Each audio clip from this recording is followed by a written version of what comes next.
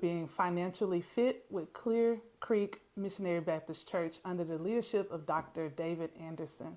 I'm excited to just give you all some tips on how to be more financially fit for your homes. Just getting ahead of the game.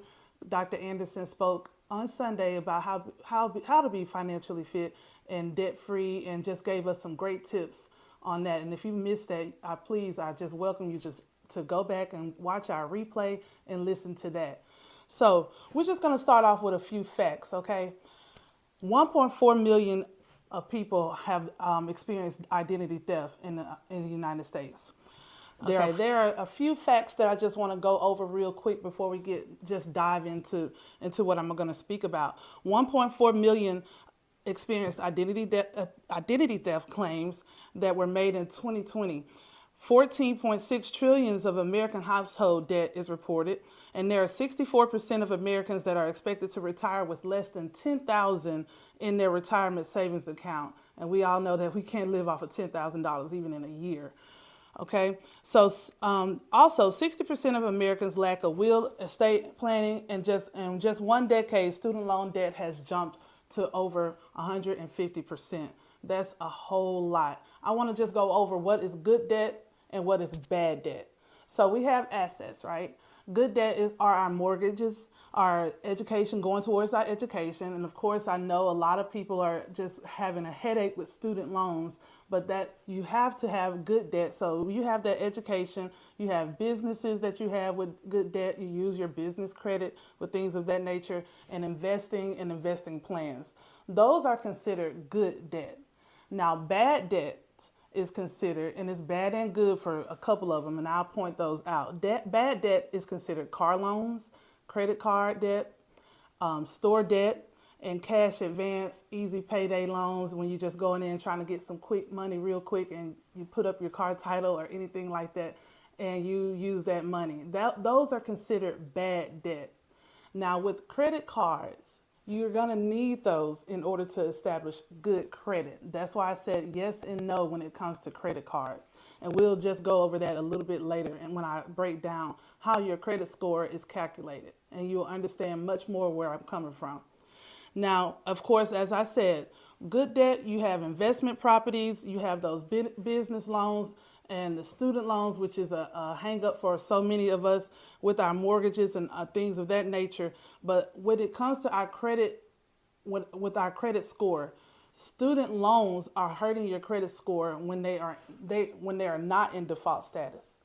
I have a lot of people that come to me because I am in financial literacy. I'm not a credit guru. You know, I know a lot about credit and understanding credit and how to use credit in order to live every month. So 54% of Americans don't know their credit score. And that's just because they don't want to look at it and they're too scared to look at it. They know that they have maxed out credit cards. They may or may not be behind in car payments and mortgage payments. So they just know that they are in a bad predicament. When I speak to people about their financial literacy and going towards just when they're focusing on credit repair, I have a lot of people who want credit repair but don't even know their credit score. And that's a large amount of Americans who don't even know their credit score. You just need to look at it. Don't be in denial about it. So before you even start your whole process of where to start at in 2025, you need to have a plan. So it's going to take three things, okay? You're going to have to be diligent, you're going to have to be disciplined, and you're just going to have to be determined to reach those goals, no matter how long or short they may take. Because when you're getting financially fit, it's not going to be an overnight process. I want to repeat that. When you're getting financially fit, it's not going to be an overnight process. Why? Because you have to give away bad habits. And it's hard to break bad habits when you're used to just running out and going to get something to eat real quick and buying it and putting it on your credit card, or living check to check and just eating out a lot. It's hard to break those habits. But we're here and we're wanting to give you some good advice on how to do so. Okay, so there is a difference when you're getting financially fit. I want you to know the big different things between credit repair and debt consolidation. But you have to do what's best for your household, yes, and both of them are going to take patience and time. I'm going to keep on repeating that as I talk. Patience and time throughout this process. Once you establish your plan, you already know you're going to have those 3 Ds. You're going to be diligent, disciplined, and determined. But it's going to take some patience and it's going to take some time. You know, I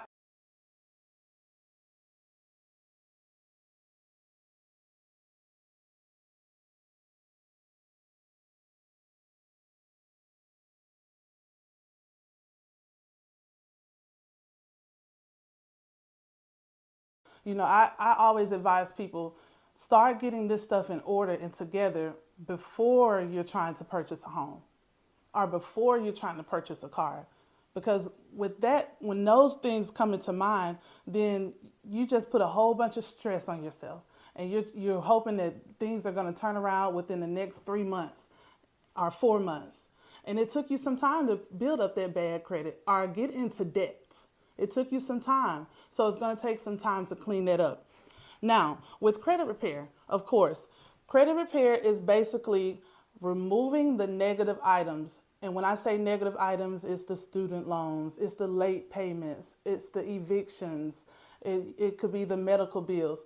Removing all of those negative items that are causing your credit score to reflect what it is today. Okay, so that's credit repair. And there are 2 ways that you can do that. You know, the best way to do credit repair is by letter. And there are so many templates online. I have so many templates available that you can send in to the companies to get things removed from your credit report. You just do it by letter. Yes, you can dispute your items online. That is an option as well. A lot of people, they don't want to take the time to go to a post office and send that letter out or put that letter in the mail and hear back from the credit bureaus. But even when you dispute it online, the main thing about that I always advise people is once you dispute online, you give up your arbitration rights to possibly sue a company if they have illegally collected debt from you. Companies illegally collect debt every single day. See, we don't know that. We don't know that as regular consumers, and we overthink the credit repair process and we overthink the debt consolidation process because we are just not knowledgeable about it. They didn't used to teach a lot about it in school, and they still don't teach enough of it in school according to the curriculum that I've seen with my children. Yeah, so the way that you can do that with credit repair, of course, like I said, you can dispute by letter or dispute online. And knowing that companies can illegally collect debt from you, this is how that you know.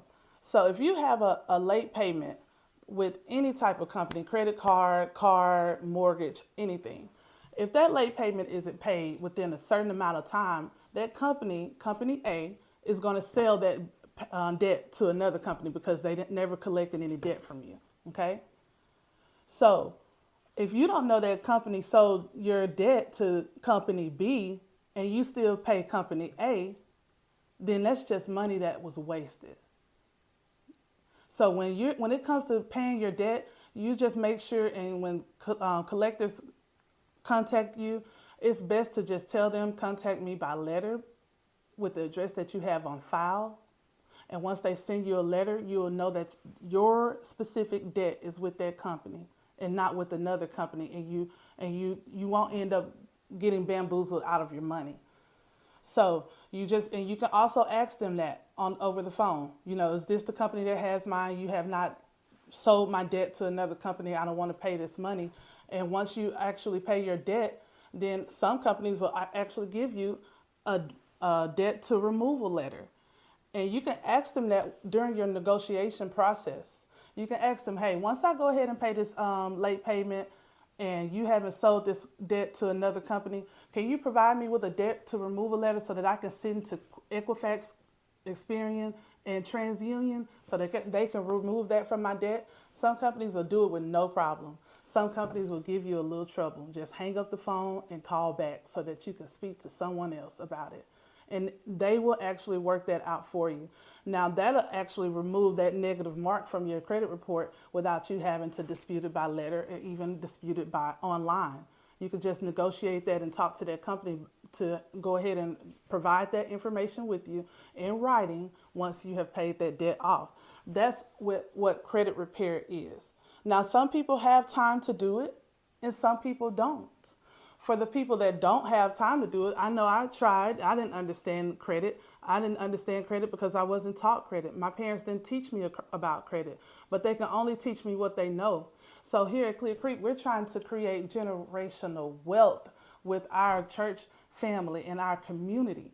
That's why we're providing this online so that everyone can see. But in order to create that generational wealth, you have to have generational knowledge.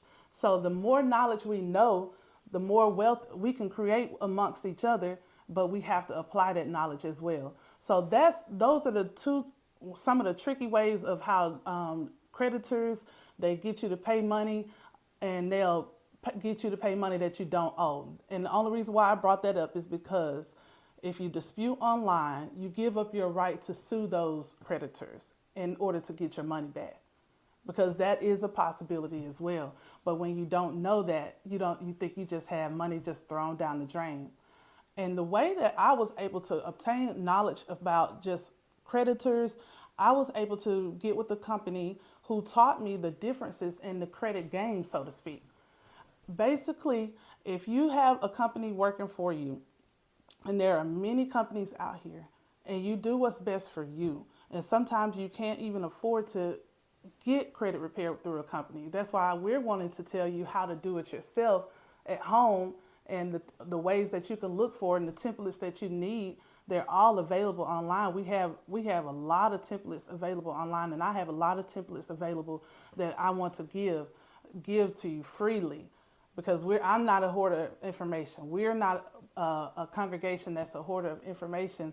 That's why we're led by Dr. Anderson. He's not a hoarder of information. So we're wanting to get the information out to you all, but we want you all to actually utilize it. And if I'm saying anything that's confusing, please, while this is being aired, put your question in underneath the video while it's being aired, and we'll get those questions answered for you. Now, going back to the difference between credit repair and debt consolidation. Even with credit repair, you need to allot yourself at least a year. I tell people at least 6 to 9 months, but sometimes it could take up to a year to get all the things removed off of your credit report that are hurting it and impacting it in a negative way. So once that stuff is removed, you need to also know ways of how to practice positive payment history. And once I go over the credit score, how it's calculated, you'll understand that more as well. But I want to go over what's the difference between credit repair and debt consolidation. Now, debt consolidation, it takes all of the debt that's on your credit report and whatever is affecting it negatively. So you won't have a whole bunch of different payments out here for your credit cards, for your car, trying to catch up on payments on that, or a mortgage, or whatever you're trying to catch up on payments on. It takes all of that debt and it puts into one payment for you each month, okay? So you don't have to keep up with all of the different interest rates here and there. That's a good thing about it. It's only one debt and it's taking care of everything. But and it does improve your credit score because you are taking care of your debt. You're paying towards it. And even though it's getting spread out, but you're just making one payment and all of that payment is getting taken care of. And as the debt is taken care of, it's helping to move that off of your credit, and it's helping to improve your credit with that. But the bad thing about debt consolidation is that, I'll say a con, is it can be pricey. It will allow accounts to be closed, which you'll understand once I go over how your credit score is calculated. You don't want accounts to be closed, okay? So it will cause accounts to be closed, which will also cause a drop in your credit score. But once that debt is removed, it does help increase your credit score eventually over time. It works for some people, and for some people it's best to just go ahead and just remove that debt themselves, or hire a company to remove that debt themselves as well. So even with debt consolidation, you have to put up something. You have to show that, hey, this is what I'm going to use as collateral to show that I'm going to pay this debt off, that I'm hiring you to work for me. if you're late on any type of payments with debt consolidation, or if you change your mind, you could possibly lose assets. That's another con of debt consolidation. So you just have to do what's best for you when it comes to its terms of what if I'm going to go the credit repair route or if I'm just going to go into debt consolidation. And I also want to briefly talk about bankruptcy as well, because some people are in such a tight and in such a bind and they don't want to lose their assets that they do choose bankruptcy.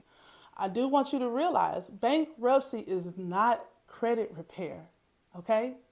Repeat after me. Type it in the comments. Bankruptcy is not credit repair. Okay? So once you have filed bankruptcy and you are discharged from bankruptcy, and that's also very expensive.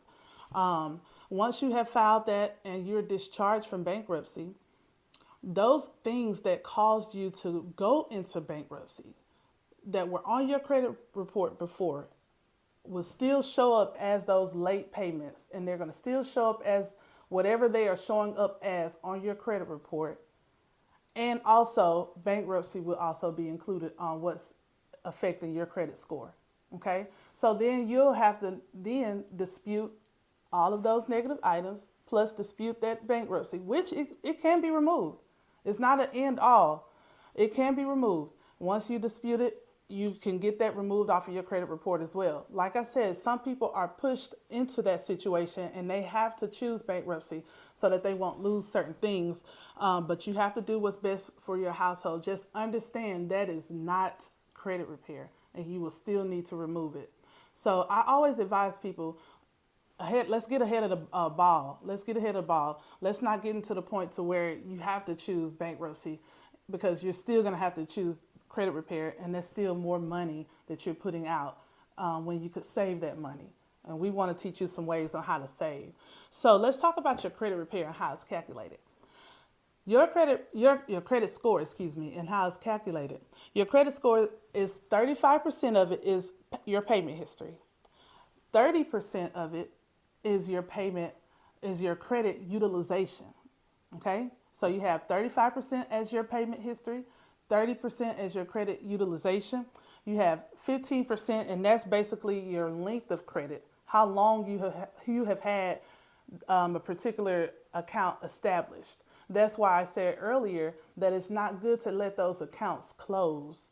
You don't want your credit cards to close once you've paid them off. You don't want to cut them up and close them, because 15% of that is your credit score. And the other 10% is the new credit inquiries, and also the 10% takes up the types of credit. Okay, so I want to kind of touch bases on, just dive in a little bit on that length of credit, just a little bit, just tell you personally. Myself, when I first made my first big girl purchase, I purchased a car, a Volkswagen Jetta. I was so proud of myself. It was a blue Volkswagen Jetta. I loved my car, and I was determined to pay my car off early. I had credit cards with great limits on them, $1,500 to $2,000 limits on them. And listen, I wasn't knowledgeable on how to use my credit cards. I didn't know how to make my credit cards work for me. I'm just thinking, hey, that's money that I got. Let me just spend it. And I spent it and created all of this debt, but I paid my car off early, and I thought I was doing great by paying my car off early, and thought that was going to help my credit score, which in return, it did not. And I want to explain to you why. And once I seen my credit score at a 498 or 496 or whatever it was, I said, oh my goodness, I paid my car off, but I paid my car off early, like over a year early. So I'm thinking I did excellent. And I seen my credit card debt, they weren't maxed out, but I decided I'm going to cut those credit cards up, call the companies, and I'm going to close them because my credit score is so bad. That was the worst thing that I could have done, because that cut out my credit history, 15% of my credit history. And the reason why paying my car off so early hindered my score and made it stay stagnant for a long time is because I paid it off early and I didn't have positive payment history revolving. And remember, I just told you, 35% of your credit score is your payment history. So if I only was paying towards like credit cards, paying the minimum every month of my credit cards once a month, and I didn't have my car payment on there anymore, then I didn't have a lot of positive payment history going on right there. And I told the companies to close those accounts. So that hurt my score as well, and that hurt me. And I didn't know to practice positive payment history practices like paying my car note, or even once a car is paid, because that we are happy when a car is paid. We don't want to go out and purchase another one. So what we do, we can utilize our credit cards. Our credit cards are great, guys. Credit cards are great when you are disciplined. I want to repeat that. Credit cards are great when you are disciplined. Credit cards work for you because they are positive payment history showing that you're going to make your payments each month. Now, when it comes to your credit cards, it's best to make more than a minimum payment once a month. But if you can, just when you make your payment, I always tell people to make their payment, split it up into 2 payments. So even if you're paying your minimum payment of $50, that's due on the 15th, then you make 2 payments. So you'll make $25 at one time, and then the remaining $25 on another day before your due date on your credit cards. And when you contact your credit card companies, you can ask them, what day do you actually report to the credit bureaus? Sometimes those companies report to the credit bureaus on a different day than your due date. So you want to make sure that you're actually paying your credit cards before your due date is up. Make sure you do that, but split it into 2 payments so you can create more positive payment history. That's going to help on that end. And you also want to make sure that you're paying it before they report to the credit bureaus, because you really need to keep your credit cards between 9% and I say 20%. A lot of people say under 30%, your limit. Keep that limit under 30%.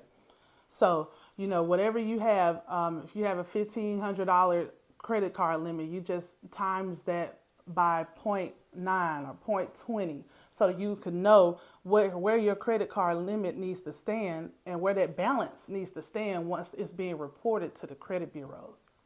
I'm going to repeat that because I hope that makes sense.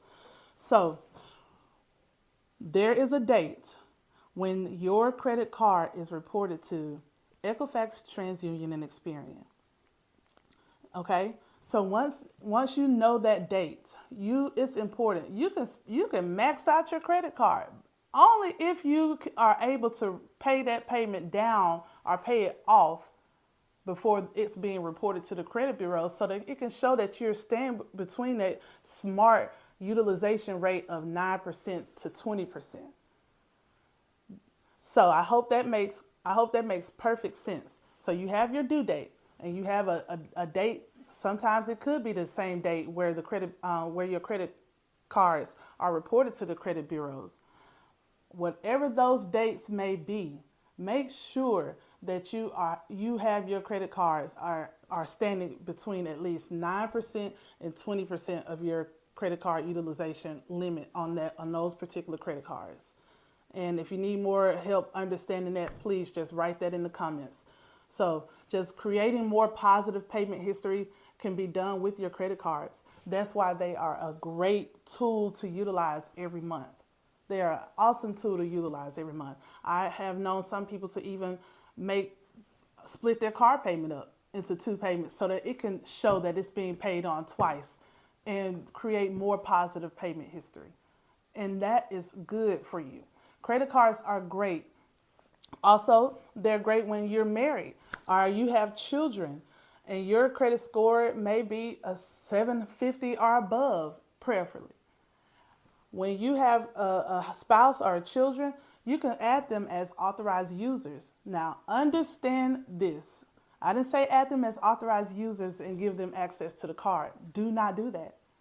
Don't do that. Add them as authorized users so that those payments and you making the smart payments towards your credit cards each month, all of that stuff can show up on their credit report as well and help their score build as well. And a lot of people do that with their kids. That way, once their kids are going off to college, are hopefully graduated from college and not going to college and getting a whole bunch of credit cards that are offered to them all the time. Hopefully, once they graduated college, they have an established great credit score, and they're ready to go ahead and start their lives and make big purchases like they need to make, and not have to use dad and mom as co-signers. So that's how we can set our kids up. Once we get our credit scores to where they need to be, we can add our kids as authorized users, not giving them access to the card, just giving them access to where it could show up on their credit report. Okay. So what does a credit score show a lender? It shows them your past debt. It shows them how you make your payment history. It's indicating your payment history liability. Just you're liable. You can make your payments on time. You can do that, and it also shows the amount of debt relative to available credit. Now, going out when you're looking for a home, most lenders make you start at a 620 credit score. Most of the time, when you go to a bank, they're going to tell you, I need you to have at least a 620. When you talk to a realtor, they're going to tell you, listen, we need to at least start at a 620. But you can start at better than that. But when you're going out and you're trying to get a lot of store credit, and you're making a car purchase here when your credit score is not where it's supposed to be, if you have a lot of inquiries that are showing up on your credit score, it's going to make you look desperate. And most lenders are going to turn that down. Just when they see a whole bunch of things like that, they don't like that desperation look. They don't like that look, so they're going to go ahead and turn you down. So that's what they look at when they're actually going through and seeing if they want to give you a loan or if they don't want to give you a loan. Now, understand this as well. Even there have been a lot of people with over 720 credit scores who have been turned down for things that they're trying to get from lenders. Sometimes lenders just will do that, and you just have to try again and try someone else for better results. Now, bad credit versus good credit when it comes to purchasing a home, and these are just numbers. If you have a 560 credit score, your monthly payment could be over $2,600 when it comes out to when you're trying to go ahead and purchase a home. But with 740, that monthly payment can be $1,100 or less, or even some. Those are just some numbers that are possible with bad credit versus good credit. And the same thing goes with cars. With the 5-something credit score, you're going to have interest rates that are at least in the 26%. And that's not good. That's not good at all. And I've seen even with 740, which is considered a good credit score, excellent credit score, you can have interest rates starting at 6%. And your car notes would normally be lower, okay? Much lower than it would if you had 560. Now, the retirement crisis that we are in, which is why we see a lot of our parents even still working, a lot of our great aunts even still working. Even when we're going into Walmart, we see a lot of seniors that are still working at different restaurants and all of that. There's a retirement crisis. Nearly 48% of households headed by someone 55 or older have zero retirement and savings. And of that 48%, 52% are at risk of running out of money. And that's not a good feeling to be in. And I've seen a lot of people still working, and that's because we don't know how to make the proper investments. Like as I said earlier, I'm not a hoarder of information. If I can help and it's for the betterment of my people, I'm going to help, and it's for the betterment of the community, I'm going to help. But if I know someone else who can help in a much better way than I can, I'm more knowledgeable, especially when it comes to investments, I have amazing friends who are able to help in that area as well. So you can make investments and with insurance. You can make investments with life insurance. You can make investments with insurance for yourself and your children. And those investments can work in your favor. I know that a life insurance that I had for my parents, when we experienced going through a scary moment with my mother with a stroke, and she almost lost her life a couple of times, and God brought us through that. But the insurance that I had for my mom had what they call accelerated death benefits. Now, when the lady came to me, and when she found out my mom had a stroke, and she said, "Hey, let's go ahead and utilize your accelerated death benefits." Me hearing that and knowing the state where my mom was in, I'm like, "No, she's not dead. Like we can't do that." But what accelerated death benefits has nothing to do with the person expiring. It's for the people who actually have survived just all of a sudden tragic just emergencies like having a stroke.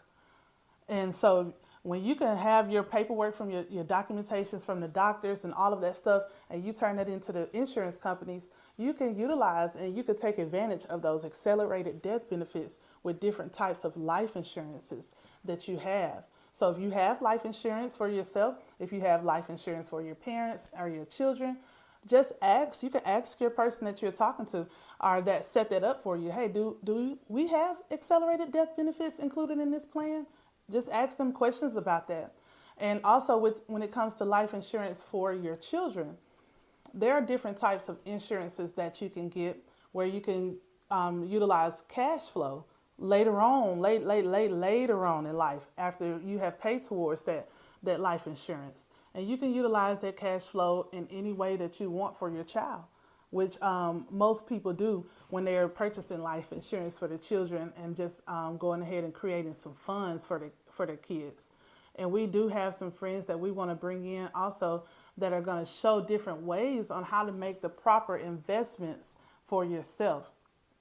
Now, when it comes to that plan that Pastor told us about, once you make that plan and once you set out your budget, there are different ways that you can set out a budget. I always encourage people to write it down. Write it down so you can see it. You know, your phones are good.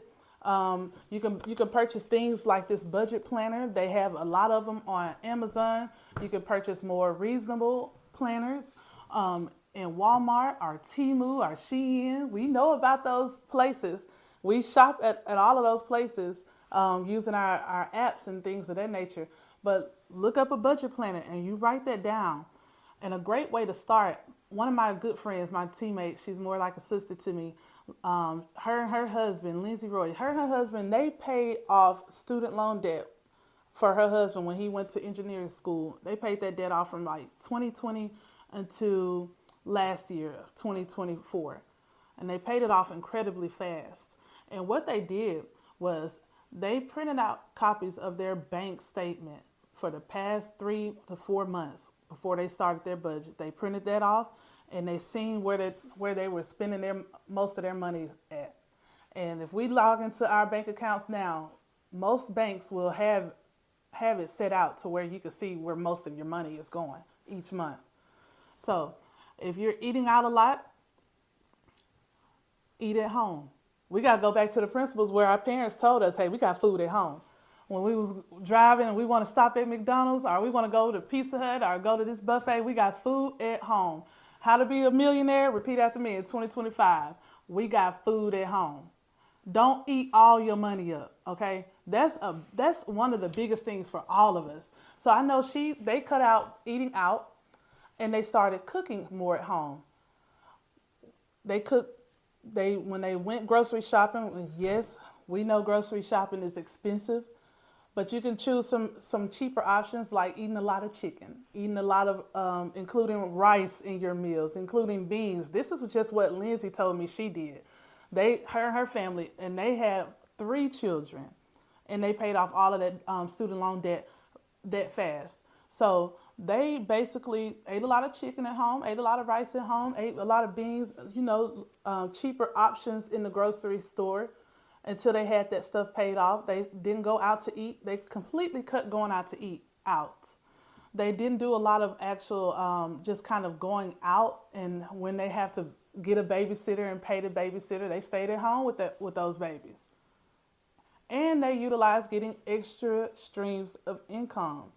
We have so many ways when we're either working from home or we're working and we're working our jobs. There are so many ways to earn extra streams of income now. Some people do construction. Some people actually do Uber. Some people do Lyft, and some people do Grubhub. Those are ways that are easy ways that you can do, just going out and earning extra streams of income that help. And those streams should not be used to pay your bills. The best thing to do with those is to put them over into savings accounts so that you can save that money or invest that money the right way, so that you can invest that money and that money can grow for you. Okay? Sometimes it's best to invest and have your money in your growing for you in different ways than in a bank, because a bank only allow you to have so many percentages where your money can grow for you and work for you. 1-825. If you have any questions just on how to go forward with your own plan and your own budget, I would love to help, and I would love to answer any questions that you all have. I would love to show whatever templates I have that could help you remove some things off of your credit report for free. I don't mind doing that. I love to help. So we want to help, but we want to actually, whatever I'm telling you to do, whatever I'm coaching you along to do, you just have to actually do it. You got to be like Nike. You just got to do it. We can't do all of this talking no more. Okay? We can't just sit down, know that we're in a bad place, and just talk about it and talk about it and talk about it. We got to put some action towards it. Faith without works is dead. So let's put more action in 2025. Let's have a better plan in 2025. Let's thrive. We can all do that together, and we all want to help. Thank y'all for tuning in. I appreciate you all taking time out to listen. Whatever I can do to help, whatever we can do to help our community, please let us know.